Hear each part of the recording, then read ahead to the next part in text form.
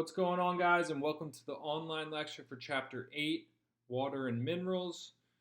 Before we get going with the presentation, I just want to do a little bit of housekeeping.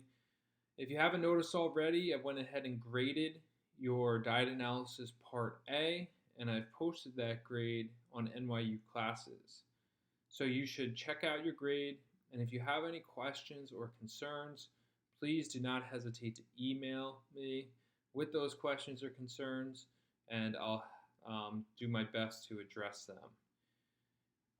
Part B of the diet analysis project is going to be posted along with this lecture, and then when I return next week, I will be going over that in person.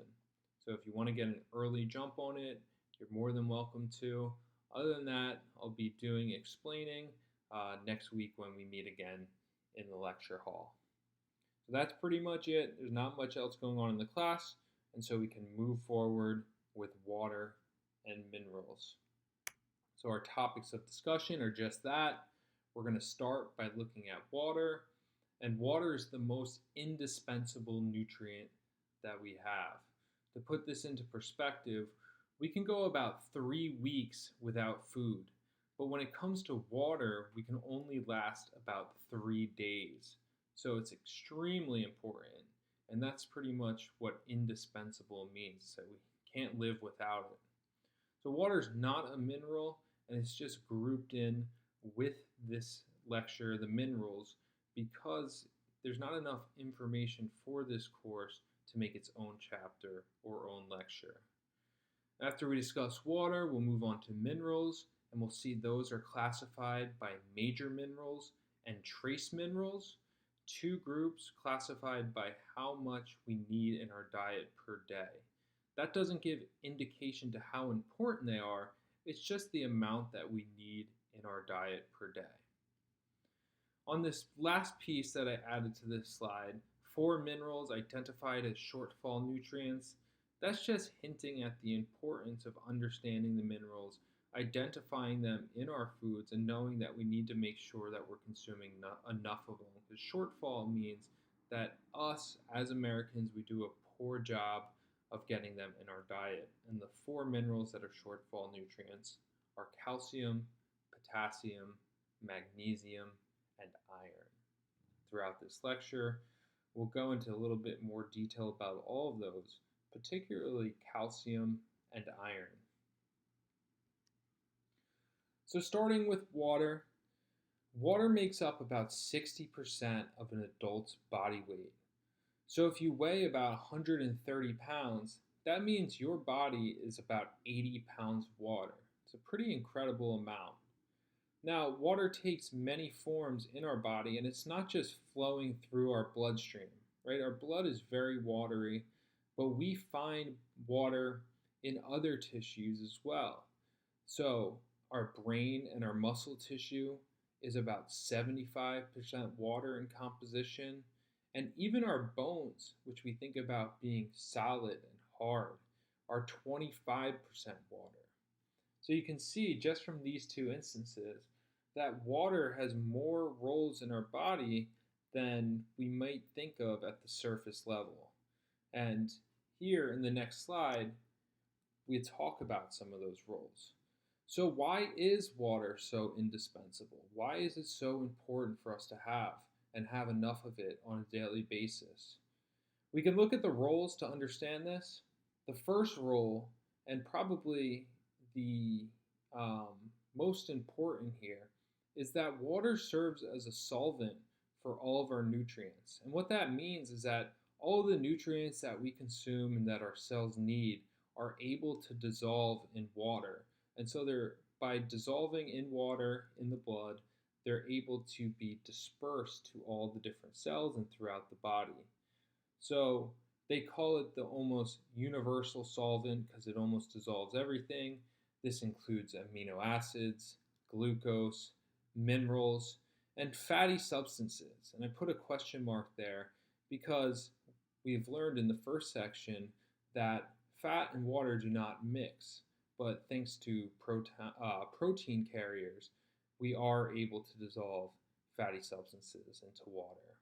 So that question mark is really just like an asterisk just to remember that concept. Water is also a cleansing agent. So, as processes in our body go on, we do have waste products that are produced that will be toxic, and water is able to dissolve those wastes so they can travel along the bloodstream and be filtered by the kidneys and excreted in the urine. Water also serves as a lubricant and cushion. So, for things like our joints, our spine, our eyes, our digestive tract, and our respiratory tract, all of those things require water. So, you can think of, right, if you don't have sufficient water in your eyes, they get very dry and irritated. Digestive tract, we need sufficient water to move things along. And we saw that when we talked about fiber and how important it is to consume enough fluid and to stay hydrated in order to keep normal bowel movements. And then you think about respiratory tract. When, especially in the wintertime, you breathe on a window, you can see that exchange of water in your breath. The last one here, coolant, right? And the sub bullet point is sweat. Water is the primary way in which we regulate our temperature, especially during things like exercise. So when you sweat, what it's actually doing is cooling down your body temperature, which has increased by you engaging or exerting yourself through physical activity. So we have these four roles here, and each of them are very important. When it comes to water and our body, we have this concept of water balance. And we've talked about balance in our body in terms of energy. And the concept is pretty much the same. So when we talked about energy balance, I know in one instance it was in the context of the ketogenic diet and how we have a certain amount of calories that our body needs each day. And no matter what kind of diet we're on, whether it's a regular diet, ketogenic diet, vegetarian diet, paleo diet, if we consume about the same amount of calories that our body needs, then our body will maintain weight. But if we consume too many calories than our body needs, then we're putting ourselves in a position to gain weight. And then lastly, if we consume not enough calories or less calories than our body needs, then we're putting our body in a position to lose weight. Well, that concept also applies to water balance. So we have a certain amount of water that our body needs each day. So we have an output through things like our skin, through our urine, and we'll see others in the next couple slides. And then we also have our input, and that input comes in the form of what we drink and what we eat. So in terms of balance, we can either be at maintenance, where we're about matching what we put out with what we take in. Then we have something called dehydration, which I'm sure you've all heard of before. That is where our output of water is greater than our input. Then we have water intoxication, and as you can imagine, that would be where our input is much greater than our output. Now, dehydration is something that's very common, especially among the elderly. But I'm also sure that it happens among college students as well, who just don't drink enough. And that can be identified with things like thirst, dark urine, among others. Perhaps fatigue could be a sign of dehydration. Water intoxication, on the other hand, is not something that's very common. And so I put here, not your average frat party. California State Chico 2005. And basically, what happened at California State Chico was that at a frat party, instead of having it was a common practice for pledges of a fraternity, people who are trying to join the fraternity, to engage in various activities to prove themselves worthy or whatever you may want to call it. And at California State Chico, what the senior frat members did was they had the younger members do chug water or funnel water. And what actually happened was they funneled water too fast, that led to water intoxication, and the pledges actually died. So, too much water at too rapid of a pace can actually be a fatal occurrence. But water intoxication is kind of an extreme measure, and it's not something that's going to necessarily happen just by you drinking water throughout the day. And even if you tried, probably by drinking out of a glass to cause water intoxication, you may not be successful. Now, our body water varies by pounds, so we have fluctuations day by day or within the same day, and there are certain things that cause retention of water in the body. One of those would be in females of childbearing age, that would be menstruation. Uh, that's why women usually tend to see increases in weight around their menstrual cycle, and that has to do with water retention. Other things that can contribute to the retention of water would be like a high sodium meal or high sodium diet. And as we go along in this lecture and cover sodium, we'll see that water follows salt. Now, what governs our water intake? What contributes to this water balance and our input and our output? So, in terms of intake, the things that govern it are our thirst and satiety. So, if our intake is low, our body has receptors and sensors throughout that can tell us that we need to get more water into our system, and so that will trigger the brain to tell us that we're thirsty. On the flip side of that, there's also sensors and receptors that will tell us that we're adequately hydrated, so satiety, and that will shut down our thirst mechanism. So our body is very smart and it's able to tell us when we need more water, when we've had enough, and that should lead us to a place where we're just about right. So we can see this concept of water balance. We have the gentleman, same gentleman in both pictures. You can see his water input coming from foods, liquids, and then there's also some water that's created just by reactions in the body, and then the output. Water is lost through the kidneys in the form of urine, water is lost through the skin, water is lost through the lungs, and feces. So the skin and lungs is one that can be very variable, and that's based off physical activity. So you see him playing soccer. The more soccer he plays, the higher his respiratory rate becomes, the more water he loses in sweat. That's going to change the proportions here of how much water he's losing. And it's also going to require him to take in more water on the input side to ensure that he's staying adequately hydrated. Now, dehydration is a serious issue, so it's important for you to make sure that you're staying hydrated throughout the day. And we can see here just some of the consequences of dehydration. So mild dehydration, that would be a loss of less than 5% of the body weight. These are all signs and symptoms that you guys are probably familiar with, the feelings of thirst, dry mouth, throat, lack of energy, weakness. That can happen rather quickly, mild dehydration. With severe dehydration, if we don't listen to what our body is telling us or we're unable to, it can be very detrimental and even life-threatening. So you can see it can lead to confusion and disorientation. It can lower blood pressure significantly and lead to a weak, rapid, irregular pulse. And then in the most severe cases, it can lead to seizure, coma, and death. So this is what may happen if somebody gets stuck out in the wilderness or the desert without any access to water. So these two, mild dehydration and severe dehydration, that's something that happens acutely, right, over a short period of time.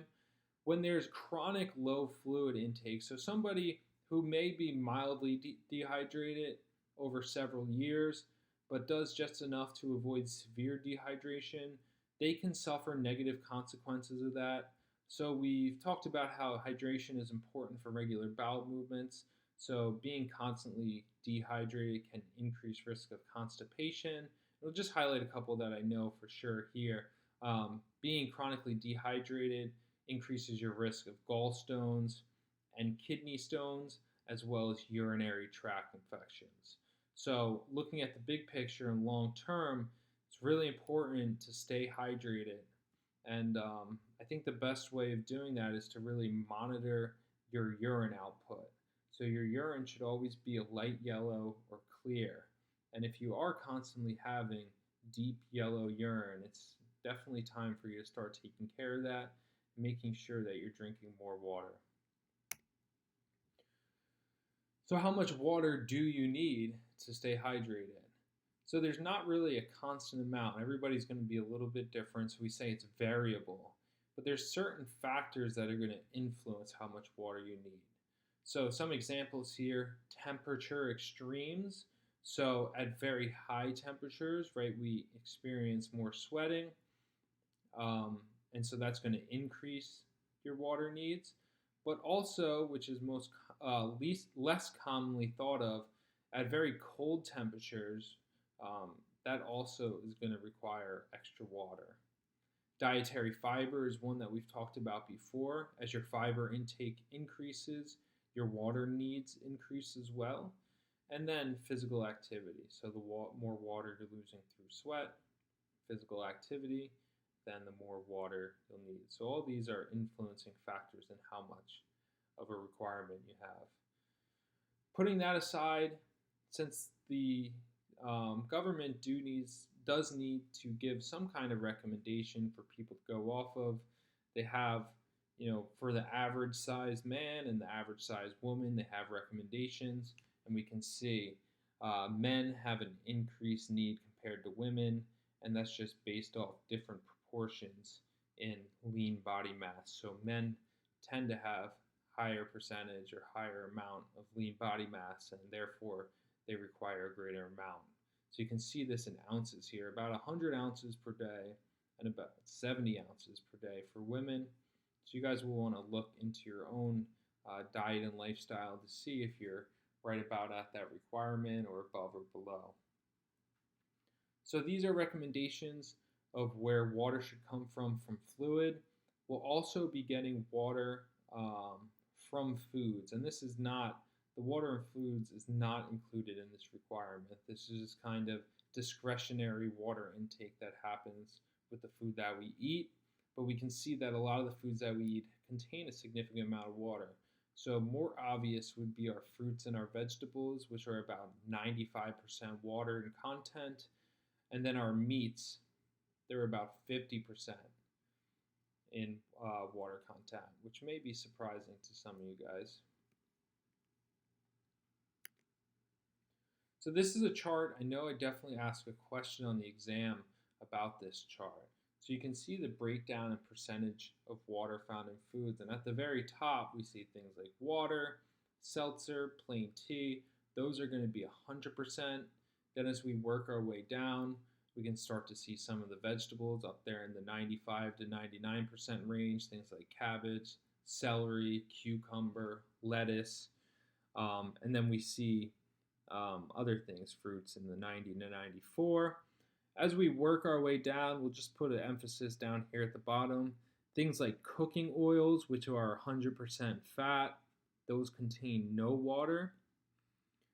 Right above that, we have things like ready-to-eat cereals and pretzels. Ready-to-eat cereals are just things like, cereal that you would find in the box. But anything that's crunchy, crumbly, that's going to have very low water content. So it's important for you guys to know something like pretzels is going to have lower water content than something like butter. Butter is going to have lower water content than, say, a piece of meat.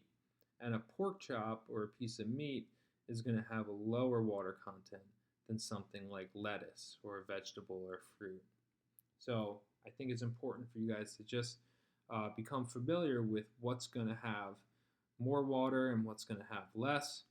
I think one of the tricky ones here is this butter and margarine. You want to think butter kind of in the same category of oils, but it's important for you to recognize that butter and margarine do contain a little bit of moisture in them.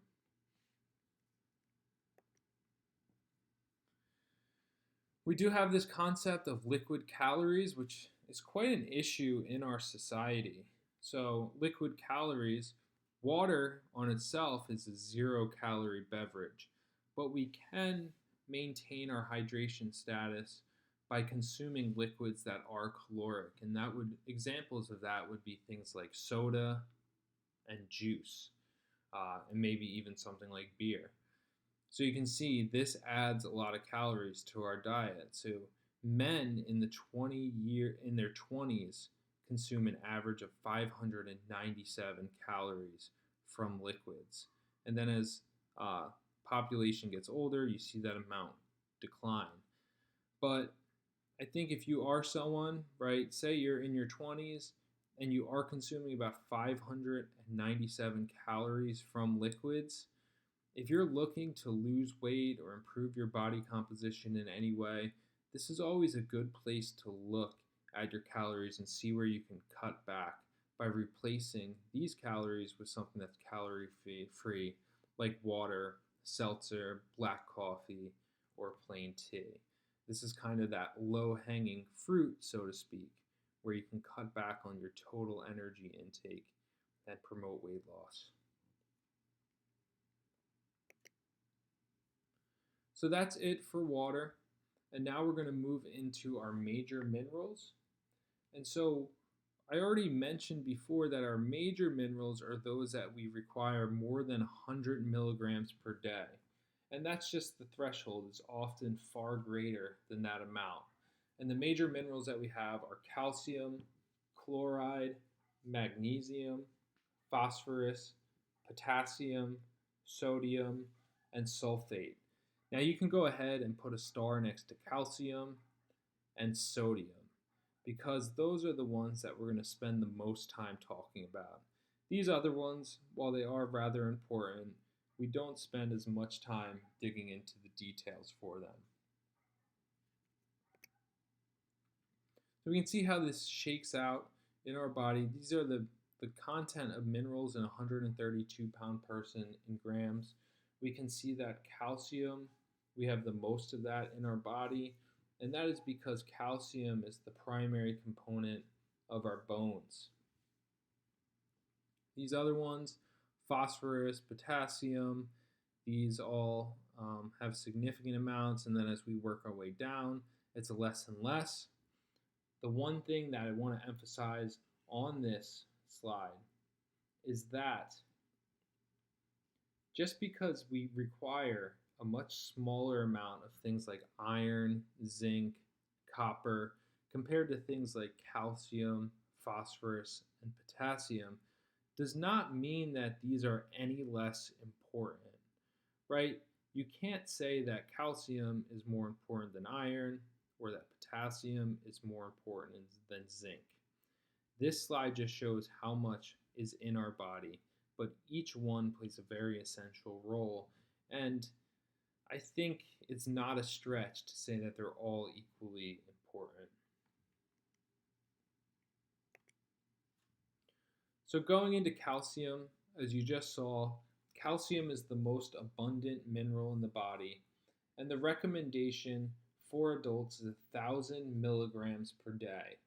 Now we do have higher needs in puberty and elderly, and when we're elderly, in puberty, right, we're experiencing massive growth in our bones, and so we have to make sure we're getting enough calcium to foster that growth. And then in the elderly, as we'll see in an upcoming slide, once we get older, we begin to lose bone mass, and as part of that, it's important for us to get more of it to kind of offset those losses of bone mass. Calcium is stored very well in the body. Primary storage point is going to be in our bones and our teeth, and that's going to make up about 99% of our calcium. And this is in constant flux. So our bones are not just solid, inactive tissues. It's actually taking in calcium, releasing calcium into the blood all the time.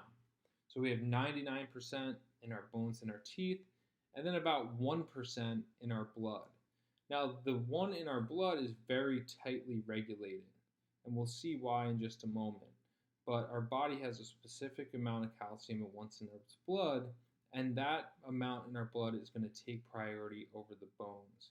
So if we have low calcium in our blood and we're not taking enough in from our diet, then our body is going to have no problem taking it out of our bones to make sure that we have enough in our blood.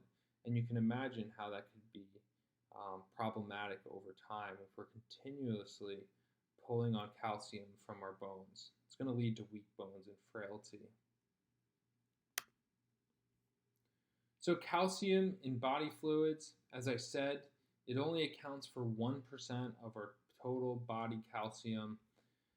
The roles of calcium in our blood or our body fluids: number one, plays a role in nerve transmission and muscle contraction. So particularly with the contraction of the heart, calcium is very important. Number two, calcium helps to regulate our blood pressure. Number three, plays a role in blood clotting. Number four, it has a hand in secretion of hormones and digestive enzymes. And then there are some other potential roles that have not quite been, elucidated or described. But looking at research of populations, we can see that adequate intake of calcium in the diet can be protective against things like high cholesterol, diabetes, and certain types of cancer. So for these, it's not quite clear why this occurs, but the pattern is seen in the studies.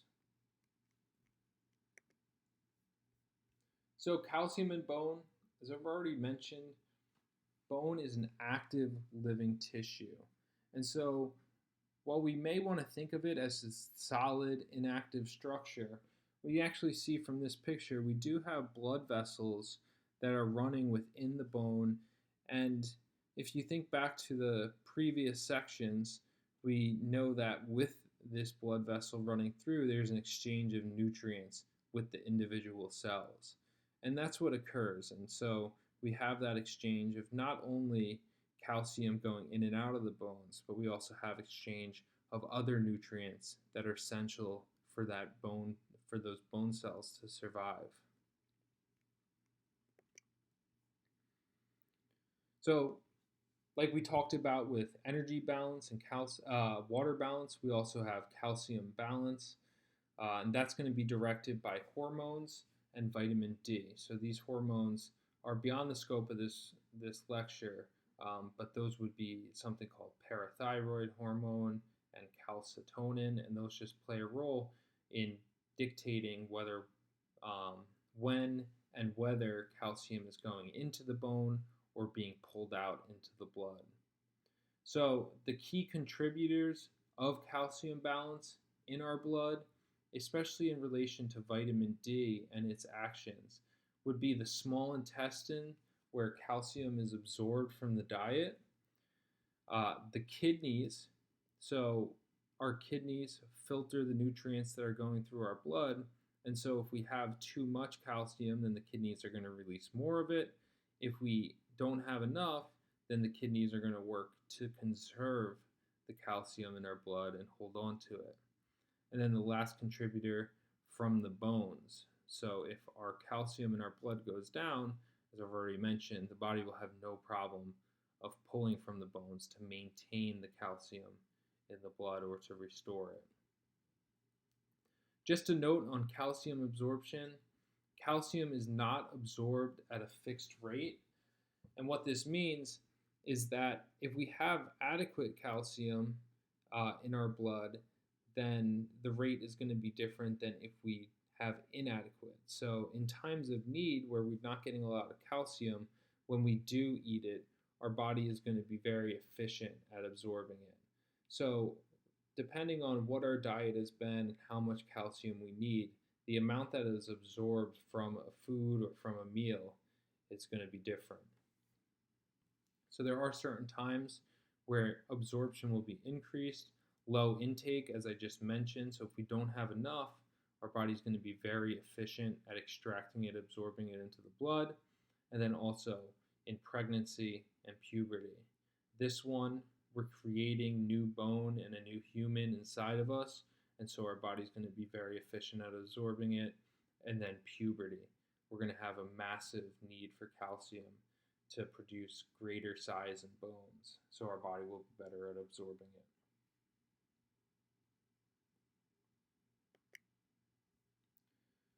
Now we can look at bone throughout life, and we can see we have three main phases of our bone life.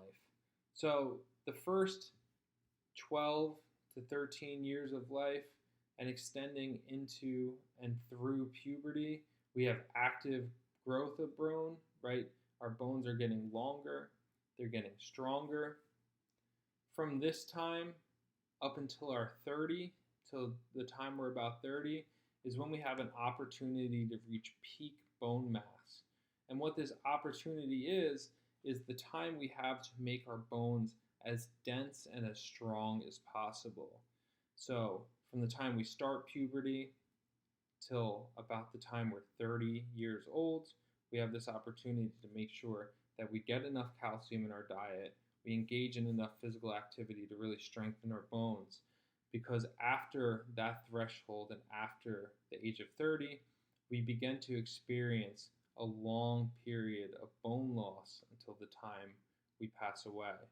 And so the ultimate goal is to maximize your peak bone mass. You want to get it as high as you can before the age of about 30, so that you get it really high, and then as it decreases over time, you'll end up at a place where you still have good density and you still have good strength. So that bone loss, it's an inevitable consequence of aging. So it's going to happen whether we like it or not. And our goal is to maximize that peak bone mass. So that opportunity is ages 12 to about 30 years old. And this is influenced not only by our dietary intake, but also our physical activity. So we need to make sure we're getting the nutrients that we need to ensure we have strong bones, but then doing physical activity and really pounding those bones, whether it's jumping and running for the bones in our legs, or doing push-ups, pull-ups for the bones in our arms and upper body. We want to make sure we're really putting stress on the bone, because that makes it stronger.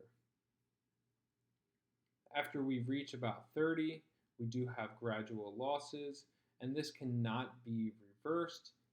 Proper care will only slow it down. Postmenopausal women are at a disadvantage because once menopause happens, there's a shift in hormones in the body, right? There's major changes in things like estrogen, and that actually leads to accelerated loss of bone. So for women, it's even more important than for men to ensure that they achieve peak bone loss and that they do the right thing to make sure they take care of their bones. The last part, attention to intake at an early age is critical, as you can already see. So you want to make sure you take care of this while you're young instead of trying to wait till you're older to take care of it. So if you miss out on that peak bone mass, that opportunity, then you'll probably suffer the consequences later in life. And research has shown that once you get to a certain point, using supplements or trying to increase your calcium intake, protein intake, and physical activity is unlikely to be very beneficial. Now, just one more time, we can see how this concept plays out. So we have woman A and woman B. Woman A, by the time she reached age 30, she did a good job of getting her peak bone mass way up here. You can see woman B did not do such a good job. Now, from age 30, they start losing a little bit of bone mass. Then when they reach menopause, that menopause accelerates the bone loss. And then when they get to the age of 60, woman A is still in a desirable range for her bone mass. She still has healthy bones. But you can see woman B, who did not do a good job of reaching that peak bone mass, by the time she's, 50, 55, she's already at a danger, in the danger zone and at risk of fractures and developing osteoporosis. Now, once you get past 60 and you're in this red or below it, now you're at extreme risk of breaking bones. And when you do that at this age, you don't bounce back like you do when you're a kid or a teenager. A major bone break at the age of 70 and beyond could be fatal and lead to a life of disability or a shortened lifespan.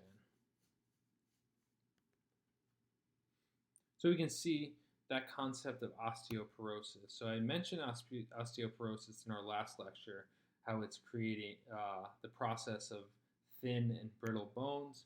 We can see healthy bone mass here on the left-hand side, and then we can see what an osteoporotic bone looks like on the right-hand side. So that bone mass, that calcium and the other contents of the bone have really thinned out, and then this bone is very prone to breaking. Now we do have some risk factors for osteoporosis. Who's at risk for it? We break that into non-modifiable and modifiable. So non-modifiable means that you have it and you're not able to change it. You can't modify it. Female gender, right? We saw that with menopause. Females are at automatic risk for osteoporosis because of that. Older age, since we do have that inevitable bone loss, as we get older, our risk increases. Small frame, that means you've had smaller bones to begin with, you're probably more likely to develop osteoporosis. Certain ethnicities and races are going to be associated with increased risk for osteoporosis. There is a genetic component, family history, if you've had a history of fractures, and then even premenopausal women or men with lacking testosterone. You can see the sex hormones play a big role. So even before menopause, or for a man who has deficiency in testosterone, they can be at increased risk. Those risk factors that are more modifiable, so ones that we can really do something about: sedentary lifestyle, so you want to be active to make sure that you're preserving your bone mass; diets that are inadequate in calcium and vitamin D; diets that are excessive in protein, sodium, and caffeine. This one I would put a big X through. This is kind of thinking of the past, and nowadays they're not so sure that this is true. So I would put a big line through that one. Cigarette smoking, alcohol abuse, definitely things that you should avoid. Low body weight, that is mostly modifiable, sometimes not so much. And then certain medications and a diet low in fruits and vegetables. So it's important to recognize, yes, bone health is about calcium and vitamin D, but bone health is also about physical activity and other things: fruits and vegetables, protein intake, sodium intake. The whole diet is important. So we don't want to just focus on one or two nutrients. We want to think about the diet in its totality. Now we have these summary tables again, so I'm not going to spend too much going through these, but they have our functions, deficiency, toxicity, and then our food sources. And I think most people associate calcium with things like milk. We also find calcium in things like sardines with the bones, right? The bones are going to contain the calcium. Tofu is a good plant-based source of calcium. That's if it's calcium set, and most are. And then other things, greens do have calcium. It's not quite absorbed as well as things like this tofu, milk, or cheese, but it's there nonetheless. And then waffle. That's not something I would really think of as being a good source, but it's listed here. The next mineral we have is phosphorus. So if calcium was the most abundant mineral in the body, phosphorus is the second most abundant mineral in the body, and the majority of that is found in the bones and teeth. So the roles of phosphorus in the body: it acts as a buffer in the blood. So if there's changes in acid-base balance in our blood, phosphorus can be there to absorb those changes and help bring it back to the normal range. Phosphorus also plays a role in energy and metabolism. So we have ATP, that stands for adenosine triphosphate, phosphate being the key word in relation to phosphorus. So that's what our body uses for energy. It's the currency of energy in our body. So phosphorus is essential there. And then phosphorus is a component of cell membrane. So when we did lipids, we talked a little bit about phospholipids. And there again, you can see the word phos, the prefix used for phosphorus. Recommendations for phosphorus. Deficiencies are unlikely, and one of the main reasons for that, animal protein, dairy products, grains. We as Americans do a good job, especially in these first two categories, of consuming these things. And so there's not really too many deficiencies of phosphorus going around. And here we have the summary page for that one. Again, oftentimes found in the same places that you're finding calcium.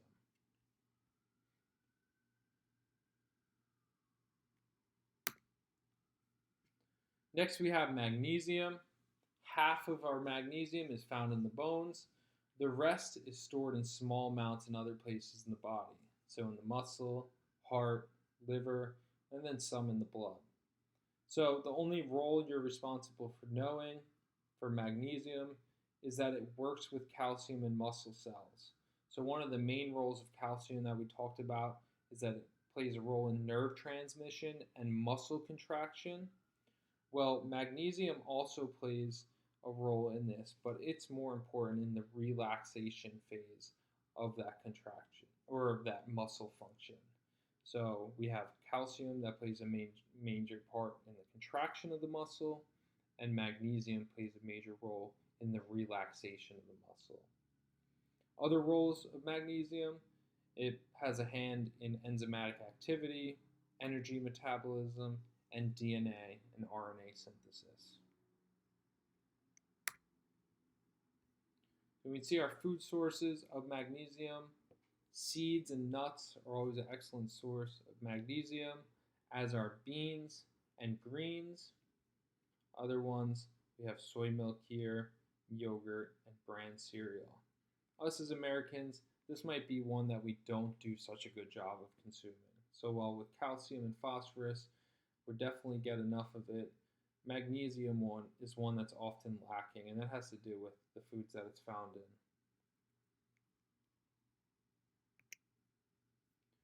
Moving on to sodium. So this is one that I asked you to star in one of the opening slides for minerals. And so we're going to spend a little bit more time on it like we did with calcium.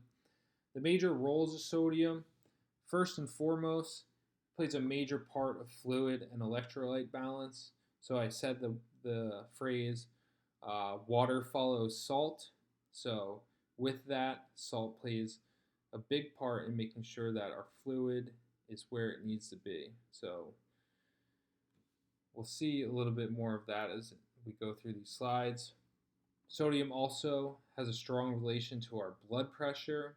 We'll also go a little bit more into detail on that in the upcoming slides. And sodium, like magnesium and calcium, has a hand in muscle contraction and nerve transmission. Deficiency of sodium, not something we see very much of. Usually the problem is the opposite. We have too much of it. So deficiency is not common. Sometimes in the elderly, people who have very limited diets and are overall not eating enough, just don't get enough sodium. And they'll call that tea and toast syndrome. Basically just thinking of, grandma, grandpa sitting at home, they don't really eat much other than tea and white toast. We do have something called hyponatremia. That's when the amount of sodium in our blood gets low. And where we see this is in people who have excessive sweating. And with that sweat, we lose things like salt, right? Your sweat is salty, but what they do is they only replace it with water. So with excessive sweating or excessive vomiting or diarrhea, you can lose lots of salt. And if you don't replace it in your diet, then it can have negative consequences in this form of hyponatremia. So the relationship between sodium and blood pressure, we do have specific recommendations in the dietary guidelines. And the recommendation is to consume less than 2,300 milligrams per day of sodium.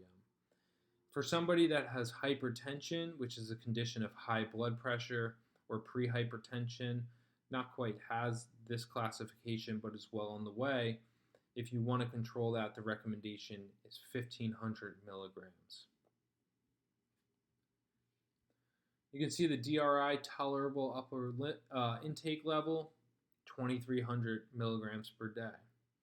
And for children ages 14 and younger, you want to see the inside of your textbook cover. I'm not sure what the exact number is for that. I spend more time with adults. Now, when we look at how this shakes out in the adults, in the diets of adults in the United States, we can see that on average, adults in the United States consume way too much sodium. So this is the upper intake level, or the threshold for the recommendations of the dietary guidelines. And on average, across the population from 18 to 74, we exceed that amount. And the main reason for this, right? Salt is a major flavoring in our foods. It's a preservative in processed foods, and it's because of those two things, what we eat at home, a lot of processed stuff, and then what we eat outside on the road or in the streets, high in flavor and also as a preservative. So a lot of our food is very high in salt, whether we taste it or not. Sodium does have a relationship with hypertension or high blood pressure.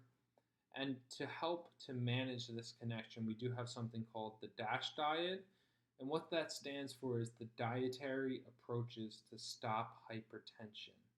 So this is a diet that has been ranked as the best diet for 8 years in a row by US News and World Report. And basically, it's been formulated to help people control their high blood pressure, but it's also just a general healthy diet or healthful diet for any general American, even if they don't have high blood pressure, to follow. So one of the major goals of it is to control salt intake, and by doing that, you want to cut back on processed foods and fast foods, and that's even the ones that don't taste salty. So we don't normally think of things like baked goods, sweets, and sauces as salty, but it's definitely in there. We call that hidden salt. So in order to make sure you're not overdoing the salt, you want to read the nutrition facts labels of the foods that you buy. And you can either find low sodium on the front cover of food labels or food packages, or you look at the actual food label and you can see how much is contained in it. And you want to think of that in the context of the 2,300 milligrams for total throughout the day. Now, this is a fun little thing you guys can look at. I'm not going to pull it up during this lecture, but you can go in there and get some good information on reading labels and just other fun facts about sodium. So I've already hinted at this a little bit, but sources of sodium in the U.S. diet are less processed foods, things like fresh fruits and vegetables, legumes, meats, dairy are not naturally high in sodium, but as we move into condiments, seasonings, sauces, those things tend to be rather high in salt. And then as we move further to the right, highly processed foods, those that are canned, like canned meals, canned soups, those that are frozen, like we can see a TV dinner here, and then also like processed meats, things like hot dogs, bologna, sausages. All of those things are extremely high in sodium, and just with one or two of those food choices, like noodle soups, breakfast biscuits, you can exceed your limit for sodium rather quickly. So that's it for sodium. Now for potassium, this is a pretty quick one, but potassium is definitely important because it's one that we don't consume enough of in general. The roles of potassium, like sodium, it also plays a role in fluid and electrolyte balance, and it is necessary for a regular heartbeat, so it helps to control the heartbeat. Deficiency of potassium A severe deficiency is rare, but low intake is really common. So we'll see why that is in just a moment. Dehydration leads to losses in potassium. When we lose water, we also lose potassium. So, some certain cases where we can vastly lose, or rather quickly lose our potassium, is things like diarrhea and vomiting. Toxicity of potassium doesn't necessarily happen through our diet and what we eat, but it can be um, done intravenously. So, in the hospital, through IV fluids or certain forms of nutrition interventions in the hospital, we can lead to too much potassium in the blood, and that can lead to the heart stopping. So, for those of you that are pre nursing or going down the nursing route, that's something you will always be looking out for in the hospital, is people getting potassium through the vein, because it can be dangerous if it's overdone. Potassium, we can see why intake is rather low, and that's because the places it's most prevalent is things like fruits and vegetables. And fruits, vegetables, legumes, what we know about the United States population is that we don't do enough good enough job consuming those food groups. We have chloride and sulfate. Not much to be said about these two. We don't spend a lot of time, but just briefly, chloride is crucial for fluid balance. It is a component of hydrochloric acid, and that is the stomach acid that's necessary for digestion. We get most of our chloride in the form of table salt. So we see right here NaCl, that's the chemical formula for table salt, sodium chloride. And so we usually meet our needs through that. Then we also have sulfate. Sulfate helps proteins to assume their functional shape. So things like skin, hair, and nails have high levels of sulfate. We don't have a recommended intake for sulfate, and deficiencies are unknown. So it is considered a major mineral, but it's one that's a little bit more obscure than the others. And those were the last two. So then we move on to our trace minerals, and that includes iodine, iron, zinc, selenium, fluoride, chromium, copper, manganese, and molybdenum, which some of you may have not heard of, and I honestly don't know much about it either. Ones that you want to star for this section of the lecture would be iron, zinc, and maybe fluoride. Those are the ones that we'll spend the most time on. These other ones, especially once we get to the bottom of the list, just like we saw with chloride and sulfate, we'll mention briefly, but we don't pay too much attention to those in this course. So we can start with iodine. The main role, and the only one you're responsible for knowing, is that iodine plays a role in the production of the hormone thyroxine. So what that hormone does, it regulates our metabolic rate, or helps to determine how much calories or energy we need on a daily basis, helps to regulate our body temperature, plays a role in reproduction, growth, heart function, and more. So it's a hormone that has a wide reaching effect in our body. And so it's important to make sure we have enough iodine so we have a good production of thyroxine.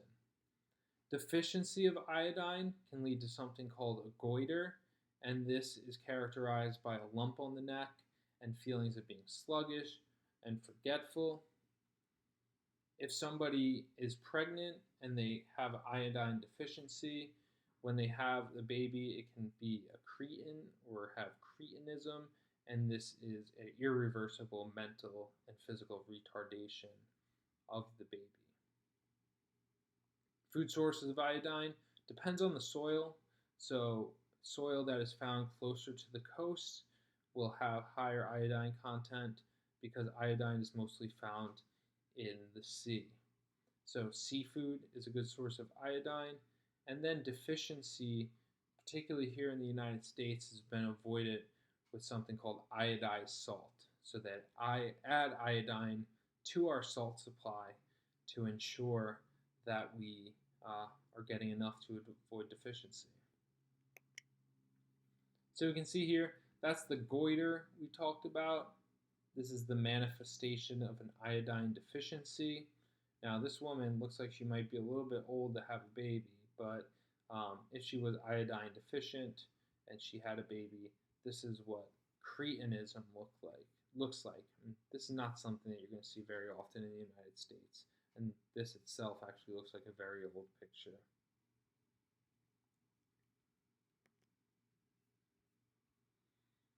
That's it for iodine. Brings us to iron, which is one I asked you to star. So every living cell contains iron. It's definitely among the minor minerals or trace minerals, a very important one. Now, iron plays a role in two proteins. Number one being hemoglobin on red blood cells, which we saw in the lecture on proteins, and then also myoglobin, and that is in the muscle cells. So, what iron does that makes it so important is that it carries oxygen. And we know that all of the cells in our body need oxygen to survive. So, if we have insufficient iron, then we have a decreased capacity to carry oxygen throughout the body. Iron also makes new cells, amino acids, hormones, and neurotransmitters. Iron, since it is extremely important, our body is good at storing it and recycling iron that has been used, but there will always be some that is lost, and losses must be replaced in the diet.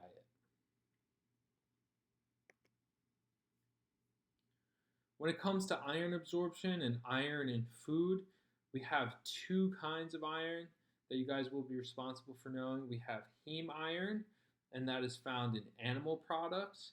And we have non-heme iron, which is the iron found in plant foods.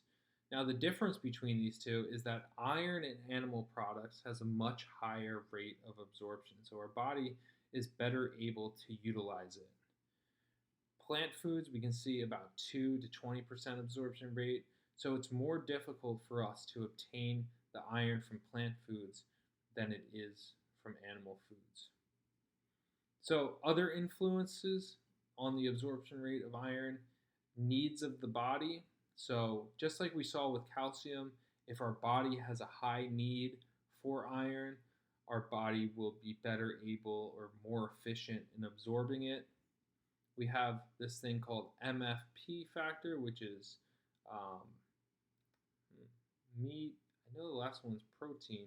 MFP factor, that's one you'll have to look at in your textbook. For some reason, I'm drawing a blank right now for what F stands for. But meat, fish, poultry factor, that's something that's found in these foods that helps to increase the absorption of iron.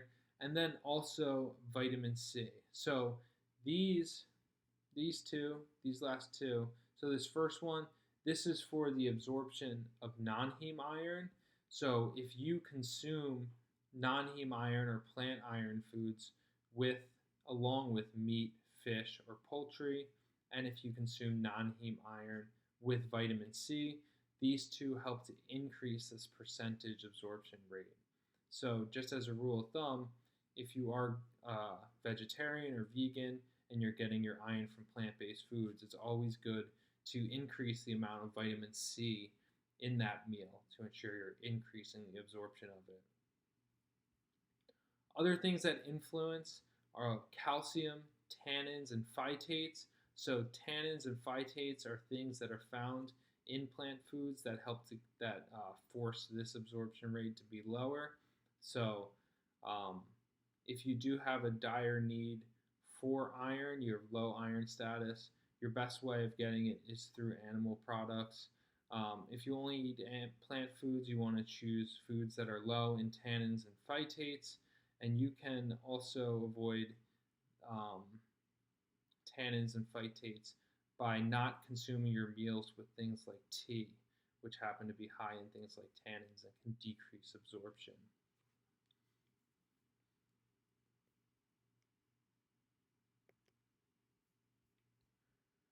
If we don't consume adequate iron in our diet, we can end up with iron deficiency, and when that happens, we can get something called iron deficiency anemia.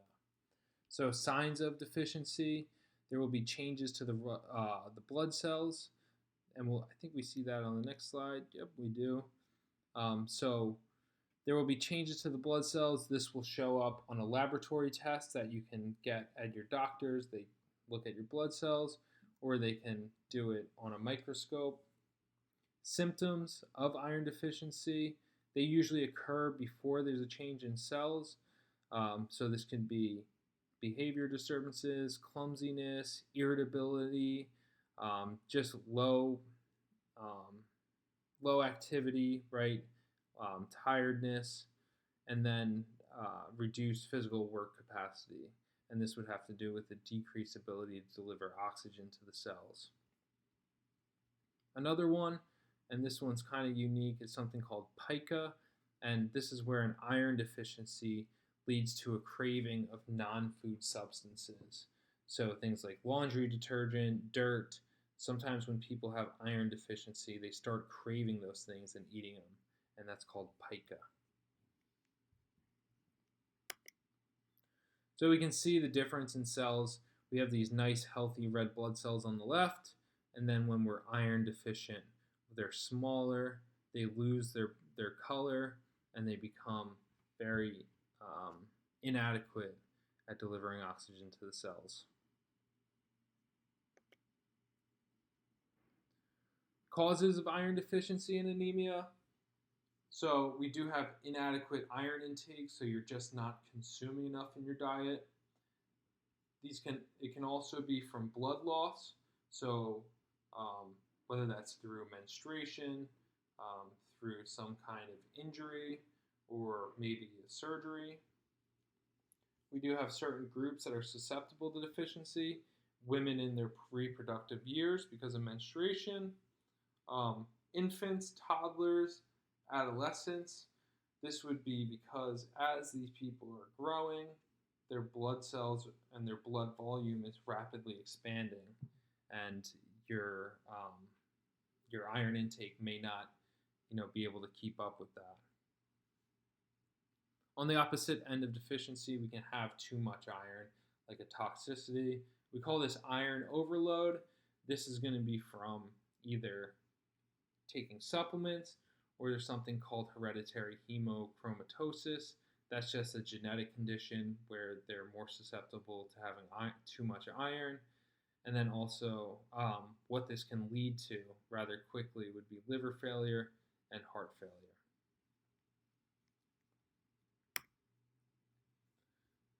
So here's our summary on iron.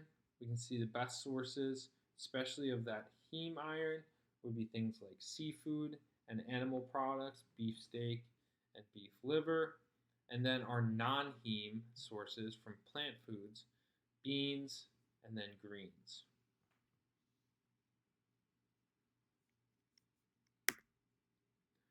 Next we have zinc, and what zinc does, it works with proteins in every organ.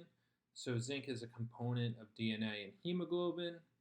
Zinc is important for immune function and the healing of wounds.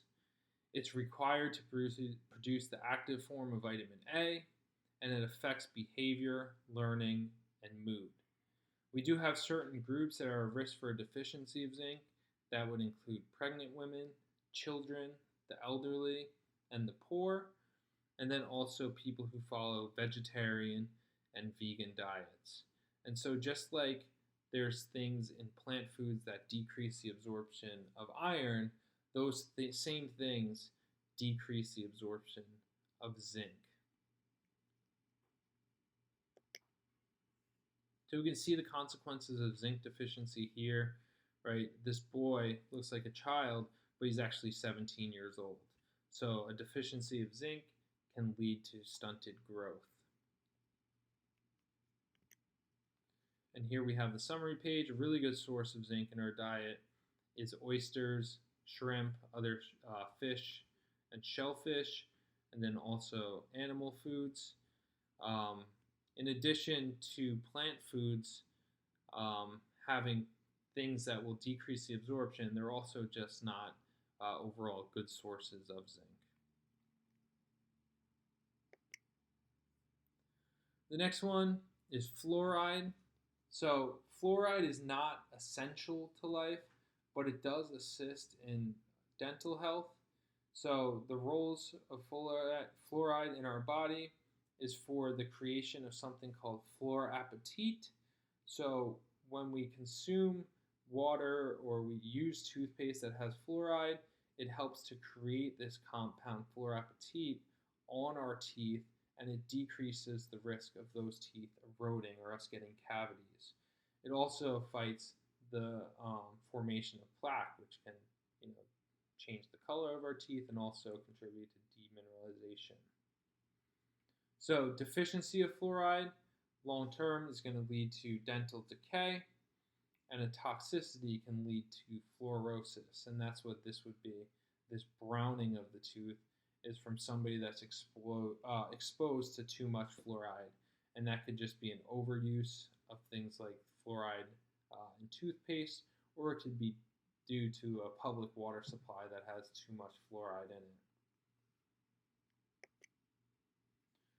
We can see the United States has put fluoride in our water system for the most part to ensure that we get enough of it and to promote the dental health of our population.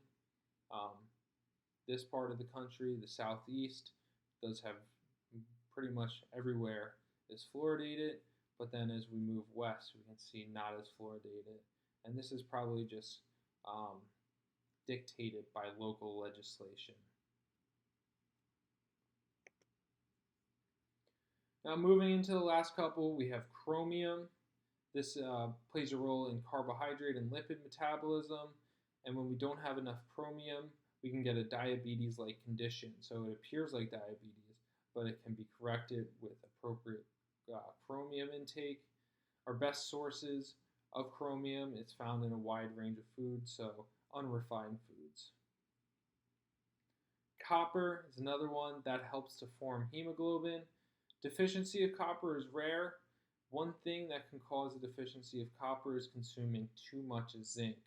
So this is one reason why long-term supplementation with zinc, even in vegetarians and vegans, is not recommended, because when they compete for absorption. So if you have too much zinc available, you're not getting enough copper absorbed, and that can lead to a deficiency. When this happens, disturbs metabolism and growth, and also impairs immunity.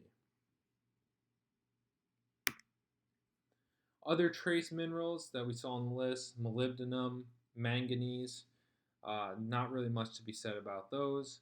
And then we do have some candidates. So these have not been classified as trace minerals, but they're certainly working their way into the conversation. And those would be boron, cobalt, and nickel. So last thing here, it's important to note that all trace minerals are toxic in excess. And it's always best to try to get these things from food rather than taking supplements of the individual nutrients. So that's it. Thank you guys for watching.